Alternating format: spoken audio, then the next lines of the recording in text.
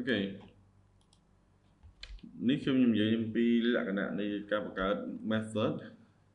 ដែល method នៅក្នុង Dart នេះគឺវាមានប្រសិទ្ធភាពខ្ពស់ហើយមែនទែនទៅគឺវាប្រើបានខ្លាំងឥឡូវយើងមើលទាំងអស់គ្នាពី method មួយហើយលក្ខណៈរបស់វាគេហៅថា overloading method អូខេឥឡូវមកដល់ខ្ញុំហៅវាវាថាចេះចុះវាថាខ្ញុំហៅចង់ហៅ message មួយចុះឧទាហរណ៍ណាខ្ញុំអាច void message box ឧទាហរណ៍ចុះអញ្ចឹងនៅក្នុងនេះខ្ញុំមាន title string title អូខេហើយខ្ញុំចង់មាន string text ហើយខ្ញុំចង់ string មាន alert អូខេឧទាហរណ៍បើយើងវាអត់មានអីទេគ្រាន់តែខ្ញុំចង់ print ចេញក្រៅទេវាមិនតន់ធ្វើអីទេ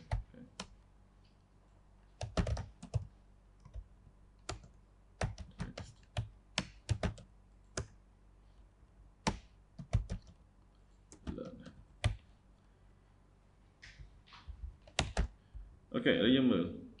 ឧបមាថាពេលខ្លះខ្ញុំមិនចង់បានទាំងអស់ចឹងទេខ្ញុំចង់បានតែ title មួយទេធ្វើម៉េចបើខ្ញុំចង់ព្យាយាមបង្ហាញយើងខ្ញុំចង់ព្យាយាមបង្ហាញដូចនៅក្នុង Visual Studio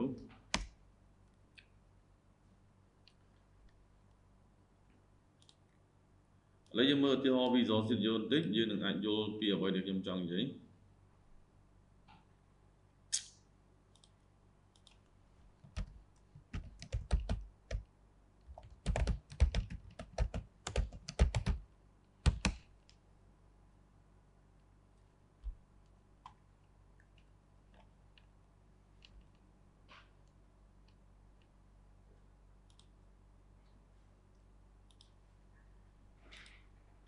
ខ្ញុំជឿថាពួកយើងអាចធ្លាប់ប្រើនេះគ្រប់គ្នាជាងមិនវល់អីខ្លាំងចឹងមកខ្ញុំចង់បាន message box មួយអូខេអញ្ចឹងនៅក្នុងនេះសួរថាអត្ថន័យរបស់វាក្នុងនេះគេវាអាចថាshow ទៅហៅថា hello អញ្ចឹងណាយើងអាចឃើញនេះឈ្មោះ form អត់ដល់នេះអាចឃើញមានប៊ូតុងមួយមាន hello អត់មានអីទេតែអូម៉ាខ្ញុំចង់បានឲ្យវាមានប៊ូតុងផ្សេងក្រៅពី OK ធ្វើម៉េចណាអញ្ចឹងវាមាន option ឲ្យយើងដែរក្នុងនេះយើងចូល shift space ទៅវានឹងអាចប្រាប់យើងដែរទី1វាមានហើយយើងអាចឃើញ overloading method នេះមានចំនួនប្រមាណហើយទៅ overloading method មានន័យថា method ហ្នឹងឈ្មោះដដែលប៉ុន្តែអាតាន់ទិន្នន័យរបស់វាហ្នឹងគឺខុសគ្នាអញ្ចឹងដល់ពេលខ្លះគេចង់មាន text អញ្ចឹងទៅពេលខ្លះគេចង់បាន owner និង text អញ្ចឹងពេលខ្លះគេចង់បាន text និង caption ពេលខ្លះគេចង់បានផ្សេង21ដងគាត់ថា overloading method មួយ21ដងអូខេឥឡូវយើងមកមើលរបស់យើងវិញឥឡូវខ្ញុំអាចបង្កើតអានេះឲ្យយើងមើលតិចសិនក៏បានដែរបើសិនជាយើងចង់ដឹងឧទាហរណ៍ថាខ្ញុំបង្កើត void ថា message ខ្ញុំហៅវា MSG ឧទាហរណ៍អញ្ចឹងចុះខ្លីៗនៅក្នុងកៅខ្លះបងហើយយើងយល់ទេណាមិនមែនខ្ញុំបរៀន C# ទេតែយើងនឹងយល់ពីលក្ខណៈរបស់វាអូខេអញ្ចឹងគេថាខ្ញុំចង់ហៅមាន text string text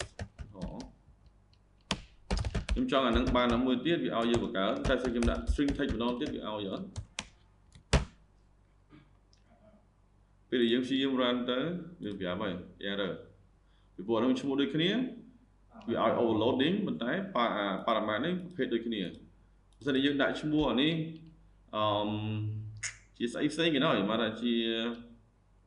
txt គេដែរក៏ run នៅតែ error ដែរពីព្រោះវាអត់ខ្វល់ data type នេះឃើញទេជាងតើដាក់ data type ផ្សេងអញ្ចឹងចិត្តរបស់ខ្ញុំចង់ថាជប់របស់ខ្ញុំចង់ឲ្យមានផ្សេងអូខេឯងអាចដាក់ឈ្មោះនេះបានតែឯងត្រូវធ្វើអញ្ចឹងបើសិនជាចង់ថាឥឡូវមាន title មួយទៀតដាក់អញ្ចឹងបានទីហោ text ញ៉េ ចឹងស្អីយើងតាមទៅវាឲ្យហើយបានហើយសិនខ្ញុំមានចង់មាន alert មួយទៀតវាឲ្យដែរ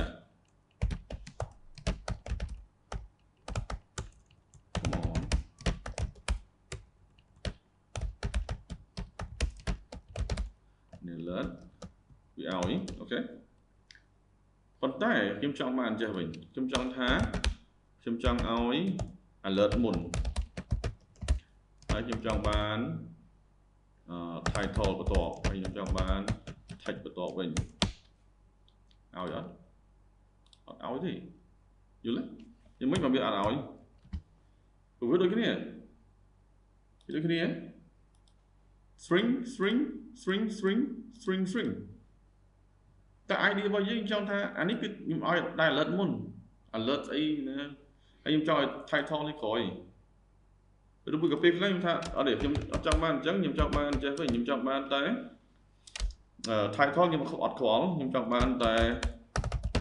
text ហើយនឹង alert បានទេក៏អត់បានដូចគ្នាពីព្រោះអីពីព្រោះជន់មើល alert នេះឃើញទេឃើញវាអត់ឲ្យហ្មងអត់នេះឯងហ៊ានទៅដាក់ឈ្មោះហើយមានតែចង់ដាក់ឈ្មោះដាក់តែឯងហ៊ានទៅដាក់អានេះអញ្ចឹងគឺខ្ញុំអត់ឲ្យពីព្រោះដល់តែវាដូចជន់គ្នានេះគឺជាបញ្ហាមួយសម្រាប់ programmer គ្រប់ឆ្នាំគ្រប់ជំនាន់មកហើយតែ Java ក៏ធ្វើអត់បាន programming មួយចំនួនធំធ្វើអត់បានទេឥឡូវយើងមើលថា data វាជួយយើងយ៉ាងម៉េចឥឡូវខ្ញុំបង្កើត message ដូចគ្នាចុះ MSC ដូចគ្នាខ្ញុំចង់ឲ្យមានឈ្មោះមុខឈ្មោះក្រោយខ្ញុំចង់ដាក់តែមួយខ្ញុំចង់ដាក់តែ type នេះធ្វើយ៉ាងម៉េចបើសិនជាយើងហៅ MSC អញ្ចឹងនៅក្នុង data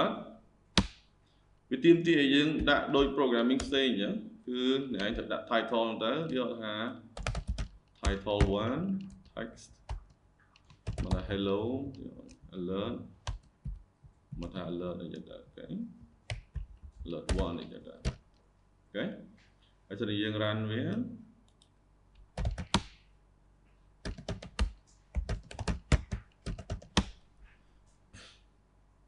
យើងឃើញធម្មតាអូខេប៉ុន្តែមានលក្ខណៈពិសេសមួយដែល programming ផ្សេងអត់មានទេគឺនេះខ្ញុំចង់បានឲ្យមានតែមួយខ្ញុំចង់អត់មានខ្ញុំចង់មានតែពីរនេះខ្ញុំចង់មានតែអានេះខ្ញុំចង់ដាក់នេះមុខខ្ញុំចង់ដាក់នេះក្រោយបានមកឆ្លាញ់អ្វីដែលឯងត្រូវធ្វើគឺប្រើសញ្ញា curly brace នៅខាងក្នុងវាទៅបានណាប៉ុណ្ណឹងមកអ្នកឯងអាចធ្វើបានមកកា play ឥឡូវខ្ញុំបិទនេះសិន MSG អ្នកចង់បាន title អ្នកអត់ដាក់ title អូខេអ្នកចង់បានតែ title មួយប្រាប់មកមួយក៏អ្នកចង់បាន title មួយប្រាប់ title អីគេ title អូខេបាទអញ្ចឹងបើសិនជាខ្ញុំដាក់តែ title ចុះអានេះអត់មានទិន្នន័យអានេះអត់មានទិន្នន័យវាអាច error អញ្ចឹងឯងពីព្រោះ print null ទេមកឥឡូវខ្ញុំព្យាយាម run វាអូខេវា print null អញ្ចឹងហើយសិនតែទិន្នន័យពេលខ្លះវា null អញ្ចឹងវាអាចឲ្យយើងដាក់ default value បានអញ្ចឹងបើសិនជាអត់មានទិន្នន័យអីសោះឲ្យវាទៅទីអញ្ចឹងទៅហើយបើសិនជាអត់មានអីសោះខ្ញុំហៅវាថាalert អីចឹងទៅវាហោហើយសិនជានេះអត់មានអីសោះខ្ញុំហៅវាថាmessage អូខេសិនជាអត់បាទហើយបើតែអត់មានអីសោះខ្ញុំហៅវា text ទៀតអញ្ចឹងបើតែឯង run វាអត់មានអីអញ្ចឹងគឺវានឹងយក default នឹងយកមកប្រើតែម្ដងអូខេ title វាហើយដាក់ title នេះទៅសួរមើលអូខេតែសិនតែខ្ញុំមានទិន្នន័យផ្សេងលើសពី title ឧទាហរណ៍ខ្ញុំដាក់ចេះហើយយកមកដល់ខ្ញុំថាស្អីគេ app បើយើង instinct ចឹងចុះ instinct អូខេចឹង title របស់យើងពេលនេះទៅជា instinct ហើយយើងឃើញចឹងកន្លែង title នេះវាទៅជា instinct text នេះវាយក text ទៅដែល alert នេះវាយក alert ទៅដែលអូខេតមកទៀត ខ្ញុំចង់បាន text ខ្ញុំដាក់បានមកថា how are you okay alert មកថាស្អីគេ asking okay okay មិនតែប៉ុណ្ណោះយើងអាចដាក់ធ្វើចេះបានខ្ញុំចង់បាន text មុន okay hey title ក្រោយក៏បានinquiry okay alert នោះខ្ញុំចង់ដាក់ alert មុនក៏បាន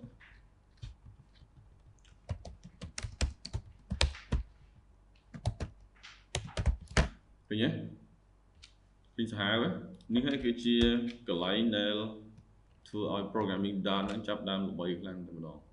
គឺអាហ្នឹងហើយស្អីយើង format code វាមានលេខ format code ទេនេះខ្ញុំអត់សូវចេះប្រើនេះប៉ុន្មានដែរវាគួរតែមាន format code តែខ្ញុំអាចអត់សូវចាំអញ្ចឹងបើសិនជាយើង format code វានៅក្នុងនេះវានឹងចេញជាយ៉ាង automatic តែគាត់ថាអានេះវាអត់ format ខ្ញុំដាក់វាស្រួលមើលអូខេយើងអាចឃើញ programming អីដែលវាចេញផ្សេងចឹងខ្ញុំចាំ programming អីគេ programming វាស្អីចឹង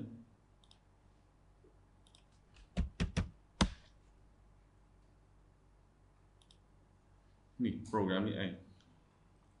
CSS អូខេនេះមានឲ្យខុសគ្នាវាក៏នៅតែរូបរាងបន្តិចដែរប៉ុន្តែយើងអាចឃើញវាព្យាយាមធ្វើឲ្យដូច CSS ចឹងណែចង់ដាក់ background color ក៏បានណែប្រកាសតែ body ទៅទេអត់មានអីសោះក៏បានណែដាក់ border background color lead color color មុន color ក្រោយ family មុន color family ក្រោយអត់បញ្ហាគឺវានឹងទៅចឹងឲ្យយើងគាត់វាខុសថានេះវាទៅជា semi column អានេះទៅជា comma ធម្មតាហើយអានេះទៅជាបើវា curly brace អានេះមកទៅជា open brace ធម្មតា close brace ធម្មតាតែនេះគឺជា style អូខេហើយបើសិនជាយើងបើក code dot យើងមើលឡើងវិញយើងនឹងឃើញថាតើ code dot ហើយនឹង code អា flutter ហ្នឹងតើអា flutter របស់យើងដែលយើងនឹងរៀនហ្នឹងវាមានទម្រង់យ៉ាងម៉េច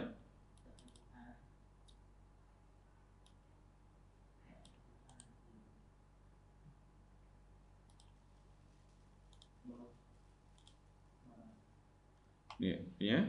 យើងមើលលេងនេះចឹងឃើញទម្រង់វាខ្ញុំលុបវាចោលឃើញទម្រង់វាចឹងនេះឃើញវាធ្លាក់ចុះក្រោមចឹងហ្នឹងឃើញនេះឃើញអត់ឃើញកូដវានេះ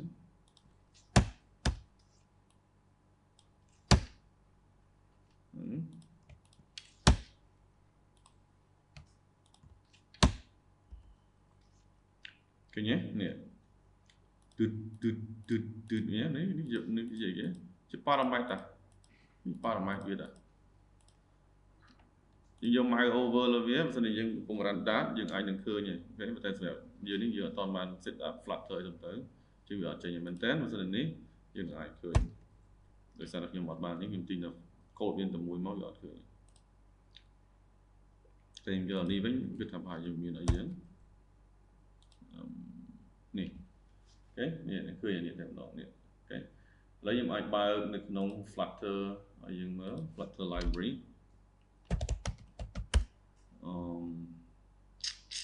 material app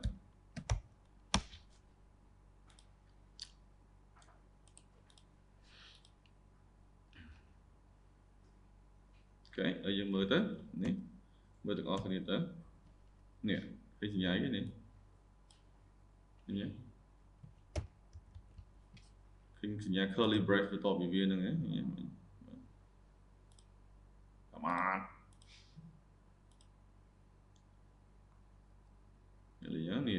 នេះ curly brace ឃើញទេហើយ constructor របស់វាមានតែមួយហ្នឹងហើយអត់បាច់ចាំបង្កើត constructor ច្រើនទេឃើញមានតែមួយពីព្រោះគ្រប់ parameter ទាំងអស់នៅក្នុងហ្នឹងទាំងអស់ ដោយសារតែលក្ខណៈហ្នឹងហើយយើងនឹងអាចឃើញវាអត់សូវមានជា method អីច្រើនតប៉ែហូរហែតប៉ែលោតទេឃើញទេ method វាមួយពីរអា shadow យើងទៀតណានិយាយទៅយើងអត់ប្រើវាទេយើងប្រើវាតែមួយនេះអ្វីដែលយើងនឹងប្រើវាគឺយើងដាក់ចូលទៅក្នុង constructor តែម្ដងសម្រាប់ programming ផ្សេងវាអត់មានអាហ្នឹងអញ្ចឹងយើងតែយើងហៅ method ជួយបើយើងចង់បាន text ទៅយើងដាក់ text ចូលតែនេះអត់អញ្ចឹងទេគឺយើងអាចដាក់ចូលទៅក្នុង constructor យកតែម្ដងចង់ដាក់អីដាក់ចូលហើយអូខេចឹងនេះវាជាទម្រង់របស់ Flutter ហើយដាក់វាយកមកប្រើហ្នឹងស្ដោទម្រង់ដាក់ហើយ Flutter យកមកប្រើហ្នឹងអូខេចឹងនេះជា parameter របស់ constructor តែម្ដងហើយ constructor និង method គឺដូចគ្នាប្រើលក្ខណៈដូចគ្នាទាំងអស់អត់មានខុសគ្នាទេអូខេវាមានមួយទៀតដែរមិនមែនទេទៅវាមានប៉ុន្តែនៅក្នុង Flutter បើវាមានវាឲ្យយើងប្រើអានេះមួយដែរ require ប៉ុន្តែសម្រាប់ programming require ហ្នឹងហើយនៅក្នុងអានេះវាអត់ឲ្យយើងទេតែបើសិនជានៅក្នុង Flutter យើងនឹងប្រើបានអានេះវាមាន symbol នេះពេលដែលយើងដាក់អាហ្នឹងពេលដែលយើងហៅវាមកទៀមទីដាច់ខាតត្រូវតែមានអាហ្នឹងត្រូវតែមានអាមុនគេហ្នឹងយល់ទេបើសិនជាយើងដាក់អាហ្នឹងនៅកន្លែងណាបើខ្ញុំដាក់ទាំង3អញ្ចឹងដល់ពេលដែលយើងហៅវាមកវាទៀមទីឲ្យយើងតតែមានទាំង3ហ្នឹងប៉ុន្តែសម្រាប់ Dart អត់មានទេអា syntax ហៅថាannotation នេះបាននៅ Flutter ទេអញ្ចឹងពេលយើងប្រើ Flutter យើងនឹងឃើញពីប្រើអាហ្នឹងឧទាហរណ៍ជាក់ស្ដែងខ្ញុំបង្ហាញយើងនៅក្នុង Flutter ដូចជា on ស្អីគេ on require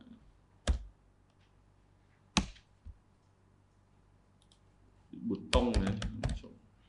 button មួយ erase button ចឹង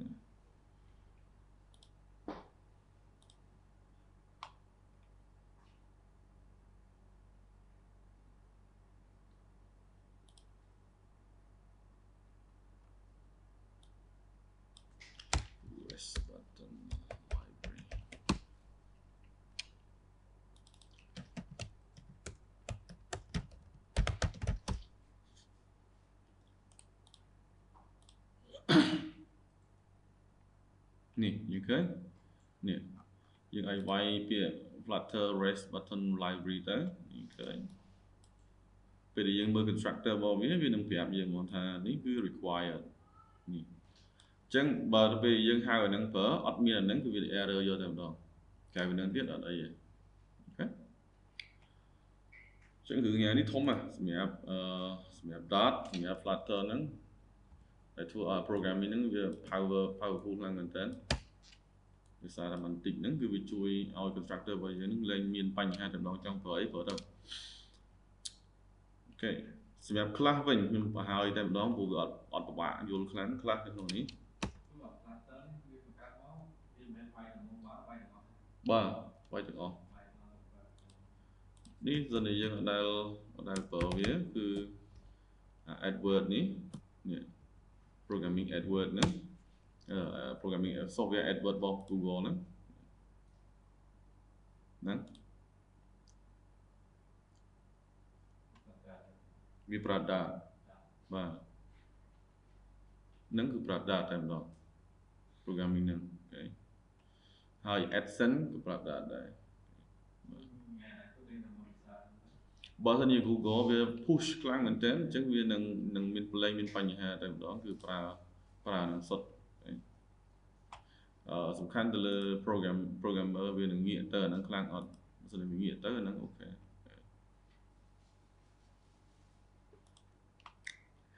ឡូវខ្ញុំនិយាយពី class នៅក្នុង class នេះសាមញ្ញ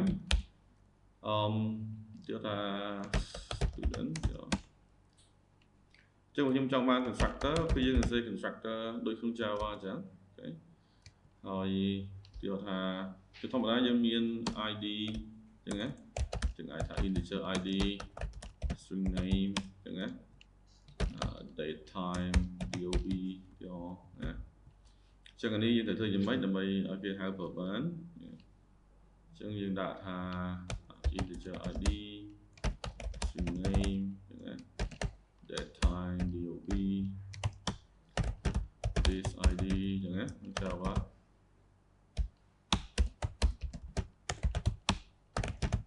ok dob ok trong next public cái public xin quay public ở bên này nângคือ public นนั่นคือ public นี่คือ public นี่คือ public นี่คือ public นี่คือ public trong ban private นี่ private trong ban private เนี่ยสรุปแล้ว underscore เป็นมุกว่า customer นี่คือ private โอเค integer id คือ private string private โอเค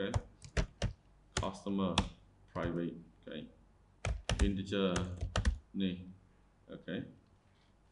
แต่ต่อไปให้ថាដូចជាអានេះមិនមានន័យទៅបែបនេះគាត់ដើម្បីគេហ្នឹងគាត់ថាវិញនេះចូលវិញនេះចូលសោះសរសេរកូដឡើងមកកំភ្លុំព្រាចូលសិនមាន20ត្រូវសរសេរ20ហ៎អញ្ចឹងវាទៅវ៉ាអញ្ចឹងវាថាអត់បាច់ធ្វើទៅអញ្ចឹងឯង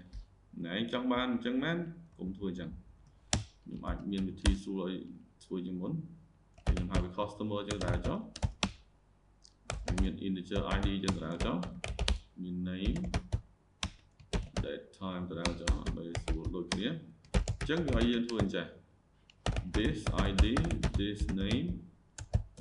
this this dob ចុះប៉ុណ្ណឹងមានន័យស្មើនឹងនេះបាទហើយអ្វីដែលសំខាន់នៅក្នុងបរិមាណរបស់វាត្រូវតែដាក់ this បើសិនជាយើងអត់ដាក់ this ចេះអត់ error ទេប៉ុន្តែគ្រាន់តែថាវា assign តម្លៃអត់ដឹងទៅណាបើសិនជាយើងដាក់ this ចេះវានឹង assign តម្លៃ id នឹងចូលតែម្ដងអូខេជាង complete ដល់ពេលដែលយើងបង្កើត constructor យើងចង់ឲ្យវា assign value អញ្ចឹងទៅដាក់ this ចូលអញ្ចឹងហើយខ្ញុំចង់ឲ្យវាមាន overload អូខេនេះ overload ហើយបាទអញ្ចឹងអ្នកឯងចង់ហៅ constructor មកប្រើពីក្រោយខ្ញុំអាចប្រកាស var c ស្មើនឹង new customer អូខេចង់ដាក់ក៏ដាក់ទៅមិនដាក់អត់ទៅកុំសាំច្រើនពេកអូខេគេប្រាប់យើងអញ្ចឹងយកខ្ញុំអត់ចង់ដាក់វាខ្ញុំចង់ហៅវាខ្ញុំហៅ c1 ពីប្រកាស var c2 វាហោស្មើនឹង new customer ខ្ញុំអាចប្រកាស var c3 ស្មើនឹង customer តែម្ដងអញ្ចឹង new មិនដាក់ទេព្រោះ new វាមិនដឹងមានន័យថាម៉េចទេកាត់បានអត់កាត់បានបាទសូមអញ្ជើញកាត់បានតែវាកាត់យកតែម្ដងអញ្ចឹង new កុំដាក់ទៀតវាអត់ត្រូវការទេអូខេហើយកន្លែង assign value នេះកុំសរសេរកូដច្រើនជាងពេកវាខាត់បន្ទាប់ដាក់ចូលចឹងបានបន្តមកទៀតណែចង់ឲ្យវាមាន id ណែដាក់ id ចូលទៅអូខេអញ្ចឹងវានឹងបានដែរមកនៅលេខ1ណែចង់ដាក់ name ចូលណែដាក់ទៅអូខេអីគេសុកណែចង់ដាក់ dob ចូលដាក់ចូលទៅ date time អូខេអញ្ចឹងណែអាចមានឆ្នាំ2000អីចឹងទៅណែអាចខែ1ណែថ្ងៃ2អីចឹងទៅគេហៅបាទឃើញទេទាំងកូដរបស់យើងគឺខ្លីមែនតើហើយតែយើងចង់ឲ្យវាខ្លីជា private underscore ហើយឃើញទេបាទ underscore private ទាំងអស់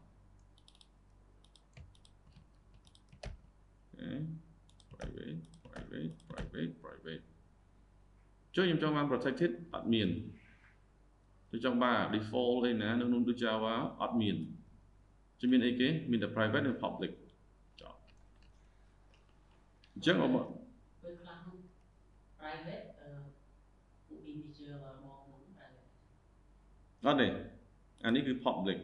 ប៉ុន្តែ private យើងមិនអាចហៅខ្លះនឹងបានទេនៅក្នុង file ពីរផ្សេងគ្នាឥឡូវបើតែឥឡូវខ្ញុំចង់សាកឲ្យយើងមើលនេះគឺ method 1ឥឡូវខ្ញុំនឹងហៅខ្លះមួយទៀត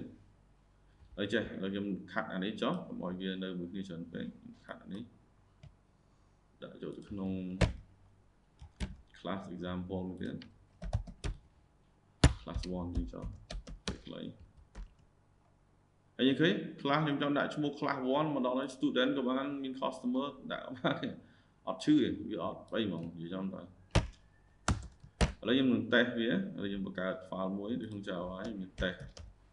class 1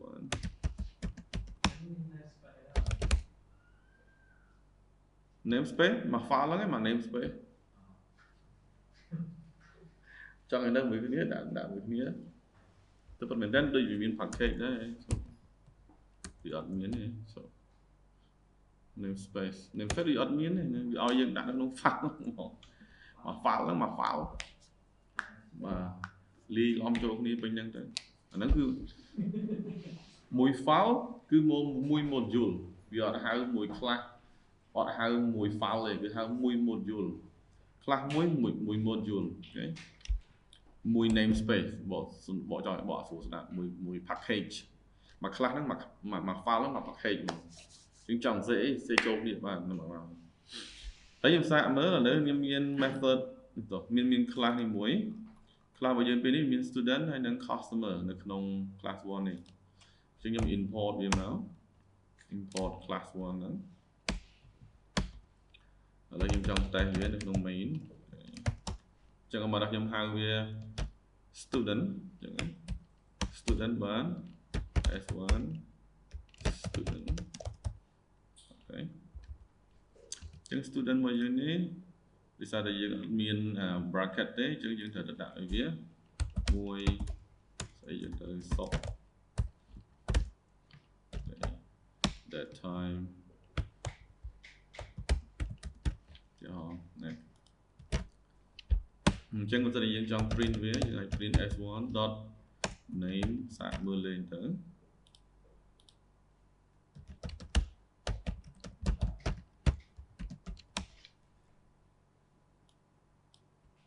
អូខេយើងមក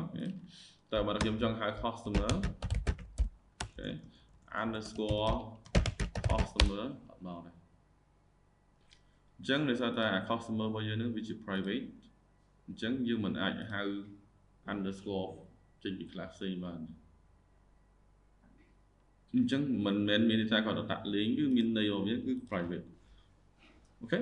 គ្នាយើងសួរថាចុះសិនយើងដាក់អញ្ចឹងយើងហៅបានប្រយោជន៍អីបានប្រយោជន៍នៅក្នុងមួយ file ហ្នឹងមួយ file ហ្នឹងវាឲ្យវាហៅថា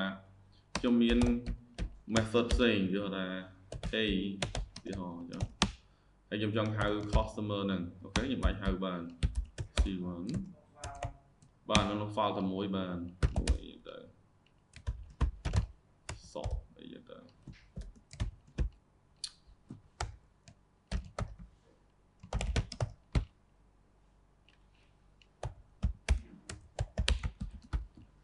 ទៅសារនេះខ្ញុំដាក់ជា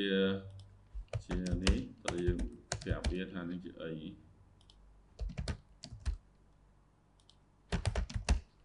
ខេអញ្ចឹងវាយើងអាចហៅអញ្ចឹងបានវាចេញហៅ c1 យើងអាច print name print អីបានយល់អញ្ចឹងជាងបញ្ជាក់វិញសម្រាប់ class វិញលក្ខណៈរបស់វាដែលយើងនឹងប្រើមែនទែនគឺតែប៉ុណ្្នឹងទេអត់លើសហ្នឹងទេនៅពេលដែលយើង assign value ចូលយើងបោះទិន្នន័យចូលតាម constructor គឺទីមួយគឺយើងបង្កាស variable ដូចធម្មតាពីមុនមកអញ្ចឹងប៉ុន្តែគ្រាន់តែថានៅខាងក្នុងនេះយើងដាក់ this យកតែម្ដងហើយបន្តមកទៀតបើសិនជាយើងចង់ឲ្យវាមានអាចហៅ value មុនក្រោយបានគឺយើងបើក bracket ចឹងមកហើយយើងបញ្ចប់វាដោយ semicolon យកតែម្ដងហើយបើសិនជាយើងដាក់អានេះវាជា underscore អញ្ចឹងគឺ class ផ្សេងស្ទោះ file ផ្សេងមិនអាចហៅអានឹងយកទៅប្រើបានទេតែ file មួយគ្នាអាចប្រើបានឬមួយយើងហៅមួយ module មួយគ្នាហ្នឹងក្នុង module មួយគ្នាយើងអាចហៅប្រើបានអូខេហើយអីទៀតសិនជាយើងដាក់ឧទាហរណ៍គ្នាយើងអាចសួរចុះបើសិនខ្ញុំដាក់ private ចេះវិញយ៉ាងម៉េចមកខ្ញុំមានinteger មួយទៀតមក score ចេះបាទគឺយើងមិនអាចហៅអានឹងបានដូចគ្នាអូនេះប្រើបានក្នុងផ្សារជាមួយក្នុង file ជាមួយអូខេ file ជាមួយប្រើបានហ្នឹងហើយ file ជាមួយប្រើបានព្រោះវា private ប៉ុន្តែវា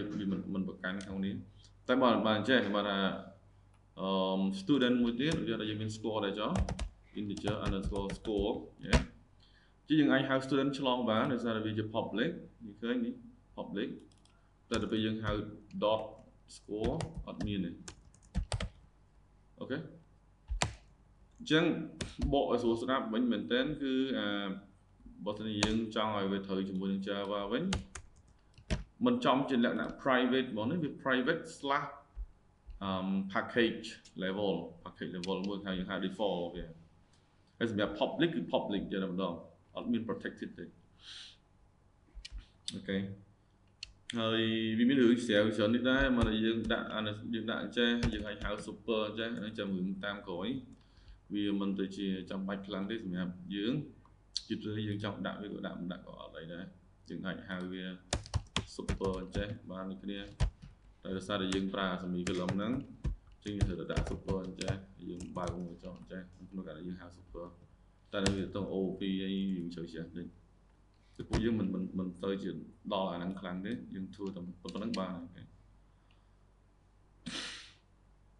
អូខេអញ្ចឹងអានេះខ្ញុំនឹង